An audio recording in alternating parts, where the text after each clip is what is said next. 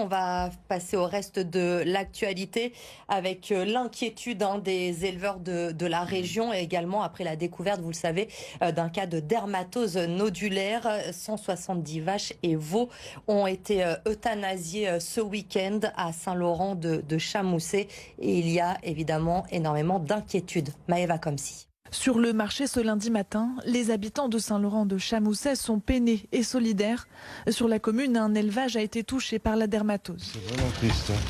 Je compatis vraiment avec eux. Moi, j'étais dévastée. Si vous voulez, c'est leur métier et ils ont rien d'autre. Face aux risques sanitaires, les autorités n'ont pas laissé le choix. Le troupeau entier, 170 vaches, a dû être euthanasié.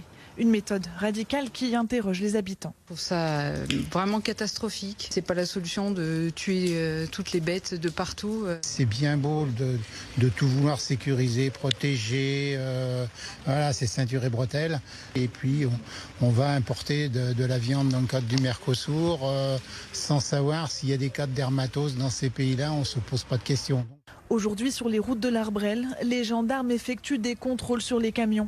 Les éleveurs ont interdiction de déplacer leurs troupeaux dans un rayon de 50 km pour éviter toute contamination. Conséquence, ils ne peuvent plus amener leurs animaux à l'abattage.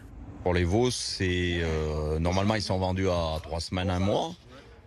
Et là, donc, si on n'a plus le droit de les vendre, il va falloir les garder, quoi. Donc ça va être compliqué dans les élevages. Pour les commerçants de la commune, c'est toute une filière qui risque d'être impactée durablement. Pour le moment, on a encore un peu de stock, mais on ne pourra pas tenir longtemps. Quelques jours, mais pas plusieurs semaines. Il y a des emplois qui peuvent être menacés. Le problème, c'est que la production est possible, mais après, ça dépend du nombre de cas qu'il va y avoir. Et si les agriculteurs sont obligés de tuer leurs vaches, il n'y aura plus de lait. Des analyses ont été réalisées sur 9 exploitations, toutes sont revenues négatives. Les contrôles vont continuer dans les semaines à venir. Selon la préfecture du Rhône, la vaccination devrait commencer cette semaine.